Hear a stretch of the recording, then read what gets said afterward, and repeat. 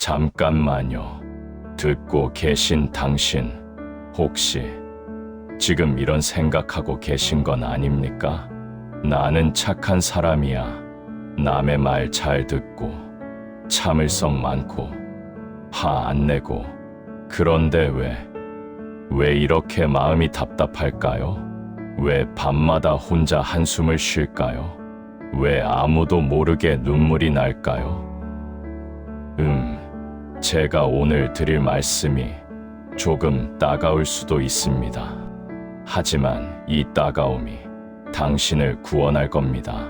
당신이 우울한 이유, 당신이 자꾸 위축되는 이유, 당신이 스스로를 잃어버린 이유, 그건 당신 잘못이 아닙니다. 당신 주변에 있는 사람들이 너 잘 되라고 하는 소리야. 이 한마디로 당신의 영혼을 갉아먹고 있기 때문입니다. 어제 카페에서 한 장면을 목격했습니다. 60대쯤 되어 보이는 두 여성. 한 분은 계속 말하고 있었습니다. 쉬지 않고. 언니, 그러니까 그게 문제라니까. 애들한테 너무 잘해주면 안 돼. 요즘 애들은 말이야. 언니도 이제 핸드폰 좀 배워야지. 맨날 카톡도 늦게 보고 사진도 못 찍고 그러면 애들이 답답해 하잖아. 아니, 그 나이에 그렇게 먹으면 어떡해. 건강 생각 좀 해야지. 계속해서 쏟아지는 조언들. 다른 한 분은요, 고개만 끄덕이고 있었습니다. 그런데 제가 봤습니다. 커피잔을 쥔 그 손이 미세하게 떨리고 있는 걸, 손가락 끝이 하얗게 질려 있는 걸, 얼굴엔 미소를 띠고 있었지만 눈빛은요, 웃고 있지 않았습니다. 제가 그 자리를 지나치는 순간 들렸습니다. 그분의 마음속 절규가 제발 그만 좀. 하지만 입 밖으로 나온 말은요. 그래, 내 말이 맞아. 고마워. 이것뿐이었습니다. 그 순간 저는 화가 났습니다. 부처라고 화가 안 나는 줄 아십니까? 화를 느끼지 않는 게 아닙니다. 그 화를 어떻게 다루는지 아는 것뿐입니다. 왜 사람들은 자신의 불안을 남의 인생에 대한 조언으로 포장할까요? 왜 자기 기준을 타인에게 강요하면서 사랑이라는 이름을 붙일까요? 칼로 베는 것보다, 주먹으로 때리는 것보다 더 잔인한 폭력이 있습니다. 너 잘 되라고 하는 소리야. 바로 이 한마디입니다. 제가 2500년 전에 이미 경고했습니다. 법구경 133구절. 말로써 남을 해치지 말라. 내가 남을 해치면 남도 너를 해칠 것이다. 2500년이 지났건만 21세기에도 여전히 사람들은 말로 서로를 베고 있습니다. 아니, 더 교묘하게, 더 정교하게, 더 잔인하게. 너 잘 되라고 라는 명분을 앞세워서 칼은 상처를 남기지만 흉터는 아물리다. 주먹은 아프지만 멍은 사라집니다.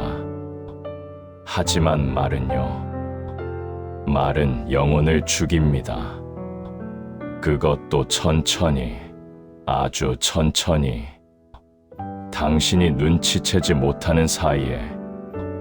제 생각에는요, 이 시대의 가장 큰 폭력은 물리적 폭력이 아닙니다. 바로 이겁니다. 선의의 잔소리, 누군가의 인생에 대한 무단 침입, 그것도 사랑이라는 이름으로. 며칠 전 한 50대 여성분이 유튜브 댓글로 이런 글을 남기셨습니다. 저는 이 댓글을 읽으면서 가슴이 먹먹해졌습니다. 스님, 저는 제 인생을 살고 싶습니다. 하지만 주변 사람들이 가만히 안 놔둡니다. 시어머니는 제가 너무 집에만 있는다고 합니다. 친구들은 제가 너무 활동적이라고 합니다. 남편은 제가 돈을 너무 쓴다고 하면서 동시에 너무 구두쇠 같다고 합니다. 제가 대체 어떻게 살아야 할까요? 이 질문 뒤에 숨겨진 진짜 질문을 아십니까? 나는 왜 이렇게 살아도 안 되고 저렇게 살아도 안 될까요? 내 인생인데 왜 남의 허락을 받아야 할까요? 나는 대체 언제쯤 나로 살 수 있을까요? 글쎄요. 저라면 이렇게 답하겠습니다. 아니, 이렇게 답했습니다. 당신은 아무것도 잘못하지 않았습니다. 당신은 한 가지도 고칠 필요가 없습니다. 다만 당신 주변에 조언 중독자들이 너무 많을 뿐입니다. 조언 중독. 저는 이걸 현대판 업장이라고 부릅니다. 업장이 뭡니까? 자기도 모르게 계속 반복하는 해로운 행동들이죠. 조언 중독자들은 자신이 남을 돕는다고 믿습니다. 하지만 실은 자기 불안을 해소하고 있을 뿐입니다. 당신이 자기 기준에서 벗어나 있으면 불안한 겁니다. 당신이 자기와 다른 선택을 하면 자기 선택이 흔들리는 것 같아 불안한 겁니다. 그래서 당신을 고쳐야 합니다. 당신을 자기 기준 안에 집어넣어야 마음이 편한 겁니다. 이게 사랑일까요? 아니면 지배욕일까요? 제 생각엔 후자에 가깝습니다. 한 번은 제자 아난다가 물었습니다. 스승님, 사람들이 저에게 자꾸 이래라 저래라 합니다. 제가 뭘 잘못한 걸까요? 저는 이렇게 답했습니다. 아난다요.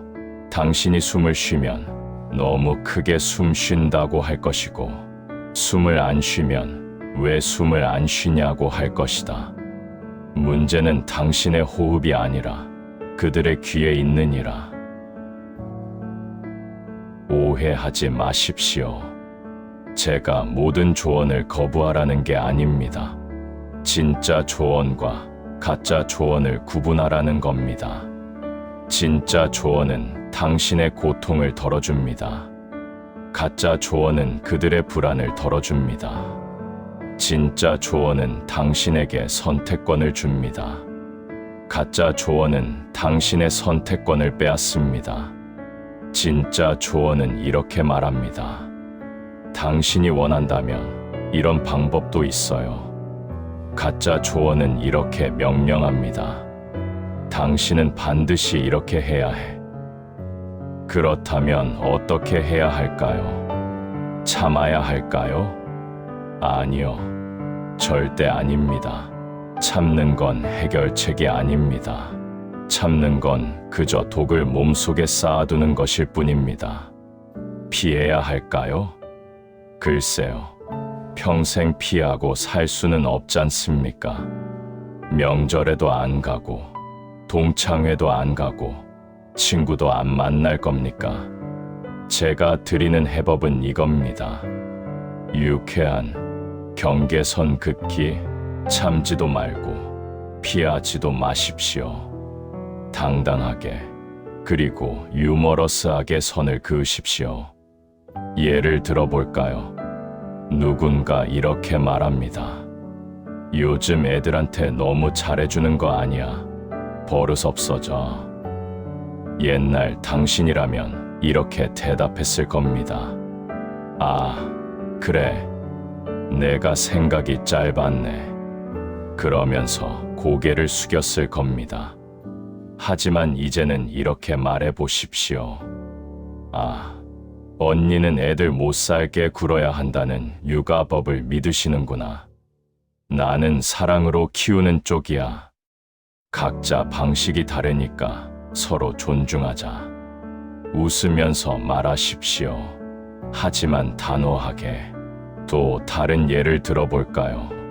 누군가 이렇게 말합니다. 그 나이에 그렇게 먹으면 건강 나빠. 이때는 이렇게 답하십시오. 고마워. 내 건강은 내가 책임질게. 언니는 언니 건강이나 챙겨. 부드럽게, 그러나 명확하게. 또 이런 경우도 있죠. 요즘 사람들은 다 카톡하는데 너만 답장이 늦어. 이렇게 핀잔을 주면 이렇게 말하십시오. 나는 내 페이스대로 살기로 했거든. 급한 일이면 전화해줘. 미안해하지 마십시오. 당신은 아무 잘못도 하지 않았습니다. 이게 뭔지 아십니까? 이게 바로 자비입니다. 진짜 자비. 자비가 뭔지 아십니까? 무조건 양보하고 찾는 게 자비가 아닙니다. 나를 지키면서 상대를 존중하는 게 자비입니다. 법구경 183구절입니다. 모든 악을 짓지 말고 선을 행하며 자신의 마음을 깨끗이 하라. 이것이 모든 부처의 가르침이다. 여기서 악을 짓지 말라는 건 남에게 해를 끼치지 말라는 뜻도 있지만 자기 자신에게 해를 끼치지 말라는 뜻도 있습니다. 당신이 잔소리를 묵묵히 견디면서 마음의 상처를 입는 것, 그것도 악업입니다. 스스로에게 저지르는 폭력입니다. 어떤 분이 물으실 겁니다. 스님, 그래도 그 사람들은 나를 위해서 그러는 거잖아요. 선이잖아요. 선이라. 제가 하나 물어보겠습니다. 당신이 원하지 않는데도 계속 뭔가를 주는 게 정말 선일까요? 당신이 됐어요 라고 말하는데도 계속 밀어붙이는 게 배려일까요? 선의는 상대의 의사를 존중할 때만 선의입니다. 상대가 원하지 않는데도 강요하는 건 선의가 아니라 폭력입니다. 아무리 좋은 음식도 억지로 먹이면 독이 됩니다. 아무리 좋은 조언도 강요하면 폭력이 됩니다. 제가 요즘 관찰한 바로는요, 특히 50대 이상 여성분들이 이런 선의의 폭력에 가장 많이 시달립니다. 왜일까요? 평생 착한 딸, 착한 며느리, 착한 엄마, 착한 아내로 살아왔기 때문입니다. 안 돼, 싫어 라고 말하는 법을 배우지 못했습니다. 거절하면 이기적이라는 낙인이 찍혔습니다. 자기 주장을 하면 까칠하다는 소리를 들었습니다. 그렇게 50년, 60년을 살다 보니 이제는 자기 의견이 뭔지도 모르게 됩니다. 내가 뭘 좋아하지? 내가 원하는 게 뭐지? 나는 어떤 사람이지? 모르겠습니다. 평생 남의 기준으로 살았으니까요. 하지만 이제라도 늦지 않았습니다. 오늘부터 연습하십시오. 작은 것부터. 이건 내가 원하는 게 아니야. 나는 이렇게 생각해. 미안하지만 나는 다른 방식을 선택할게. 처음엔 어색할 겁니다. 죄책감도 들 겁니다. 내가 너무 이기적인 거 아닐까? 아닙니다. 당신은 이제야 정상적인 인간이 되는 겁니다. 한 가지 더 알려드릴까요? 잔소리꾼들의 공통점. 그들은 당신이 NO라고 말하면 화를 냅니다. 이렇게 말이죠. 내가 너 잘 되라고 하는 소린데 왜 그래? 요즘 왜 이렇게 예민해? 나이 들더니 고집만 세졌네. 이게 바로 증거입니다. 그들의 조언이 진짜 당신을 위한 게 아니었다는 증거. 진짜 당신을 위했다면 당신의 거절을 존중했을 겁니다. 아, 그래.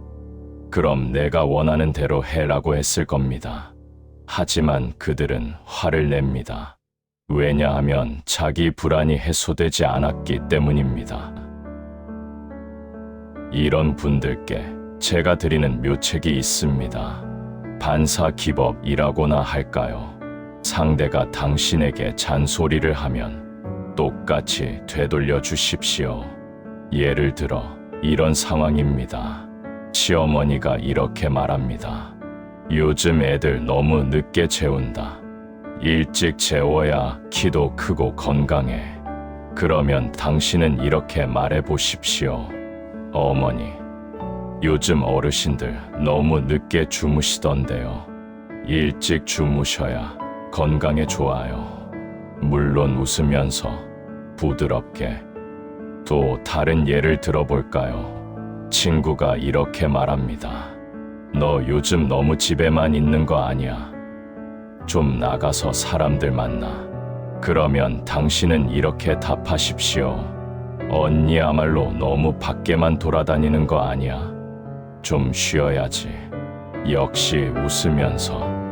신기한 일이 일어납니다. 그들은 자기가 듣기 싫어합니다. 자기가 남한테 하던 바로 그 말을요. 이렇게 말이죠. 아니, 내가 언제 늦게 자? 나는 필요해서 늦게 자는 거야. 내가 밖에 도는 것 좀 내버려둬. 나는 그게 좋아서 그러는 거라고. 그때 조용히 말하십시오. 저도 마찬가지예요. 제 방식이 있어요. 서로 존중해요. 이게 바로 유쾌한 반격입니다. 싸우는 게 아닙니다. 거울을 보여주는 겁니다. 당신이 내게 하는 말이 얼마나 불편한지. 법구경 59절에 이런 말이 있습니다. 다른 사람의 잘못은 쉽게 보이지만 자신의 잘못은 보기 어렵다. 남의 잘못은 겨처럼 날리지만 자신의 잘못은 교활한 도박꾼이 불리한 주사위를 감추듯 감춘다. 잔소리꾼들이 바로 이겁니다. 남의 인생은 손바닥 보듯 훤히 들여다봅니다. 하지만 자기 인생은 안 보입니다. 그래서 제가 드리는 두 번째 묘책, 질문 공격. 상대가 조언을 하면 절대 바로 수긍하지 마십시오. 질문하십시오. 이렇게요. 엄마는 왜 그렇게 생각하세요? 언니는 그 방법이 효과가 있었어요? 그걸 하면 구체적으로 뭐가 좋아지는데요? 제가 안 그러면 정확히 뭐가 문제인데요? 계속 물으십시오. 대부분의 잔소리는 근거가 없습니다. 그냥 남들 다 그러더라 수준입니다. 질문을 계속하면 그들은 답을 못합니다. 그리고 깨닫습니다. 아, 내가 별 생각 없이 말했구나. 어떤 분은 이렇게 말씀하실 겁니다. 스님, 그래도 가족인데, 친구인데, 관계가 나빠질까봐 걱정돼요. 그 관계, 정말 지킬 가치가 있습니까? 당신이 상처받으면서까지 유지해야 하는 관계입니까? 진짜 좋은 관계는 서로의 경계를 존중합니다. 당신이 이렇게 말했을 때를 생각해 보십시오. 이건 불편해. 그때 상대가 이렇게 답한다면 그게 진짜 관계입니다. 아, 미안해. 몰랐어. 앞으론 조심할게. 반대로 당신이 이건 불편해라고 했는데 상대가 이렇게 답한다면 어떨까요? 요즘 왜 그렇게 예민해? 내가 너 잘 되라고 하는 건데. 그건 관계가 아닙니다. 일방적 지배입니다. 그런 관계는 나빠져도 괜찮습니다. 아니, 나빠지는 게 맞습니다. 건강한 관계로 재설정되는 과정입니다. 제가 한 가지 비밀을 알려드릴까요? 대부분의 잔소리꾼들은요, 당신이 단호하게 선을 긋는 순간 오히려 당신을 더 존중합니다. 왜냐하면 그들은 무의식적으로 알고 있습니다. 자기가 함부로 대해도 되는 사람과 그러면 안 되는 사람을 당신이 계속 이렇게 대답하니까요. 응, 그래. 미안해. 그러니까 이렇게 생각한 겁니다. 아, 이 사람은 뭘 해도 되는구나. 하지만 당신이 이렇게 말하면 어떻게 될까요? 나는 이렇게 생각해. 내 방식을 존중해줘. 그러면 이렇게 생각합니다. 오, 이 사람 만만치 않네. 그리고 물러섭니다. 정말입니다. 한번 해보십시오. 제가 이 세상을 2500년 동안 지켜본 결과 사람들은 호락호락한 사람을 존중하지 않습니다. 경계가 분명한 사람을 존중합니다. 어떤 분이 이렇게 말씀하실 겁니다. 하지만 스님, 저는 착하게 살고 싶어요. 착함이 뭡니까? 남의 말을 다 들어주는 게 착함입니까? 진짜 착함은요, 나를 소중히 여기면서 남도 소중히 여기는 겁니다. 나를 학대하면서 남을 챙기는 건 착함이 아니라 자악입니다. 법구경 166구절입니다. 자신을 먼저 바르게 하라. 그런 다음 남을 가르쳐라. 그러면 지혜로운 자는 번뇌에 물들지 않을 것이다. 자신을 바르게 한다는 건 뭡니까? 자기 경계를 분명히 하는 겁니다. 자기가 무엇을 원하고 무엇을 원하지 않는지 아는 겁니다. 당신이 자신을 바르게 세우지 못하면 남에게도 바른 관계를 맺을 수 없습니다.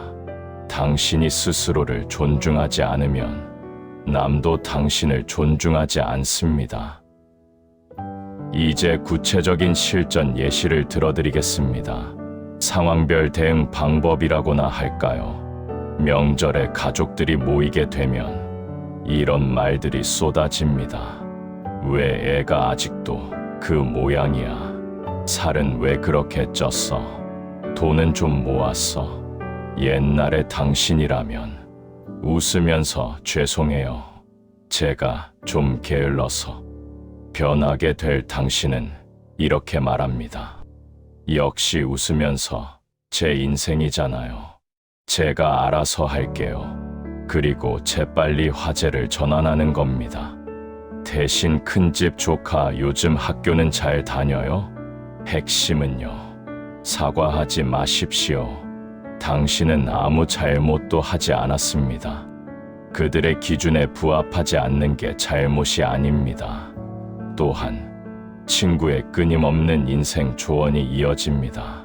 친구가 이렇게 말합니다. 너 그렇게 살면 나중에 후회해. 내 말 안 들으면 두고 봐. 옛날에 당신이었다면 알았어. 생각해볼게. 새롭게 변하게 될 당신은 고마워. 언니 걱정은 알겠는데 나는 내 방식대로 해볼게. 실패해도 내 책임이니까 괜찮아. 대신 언니는 언니 일이나 잘 챙겨. 친구의 조언을 듣지 않는다고 우정이 깨지지 않습니다. 진짜 친구라면 당신의 선택을 존중합니다. 배우자의 지적질이 시작될 때가 있습니다. 남편이 이렇게 말합니다. 당신은 왜 맨날 그 모양이야?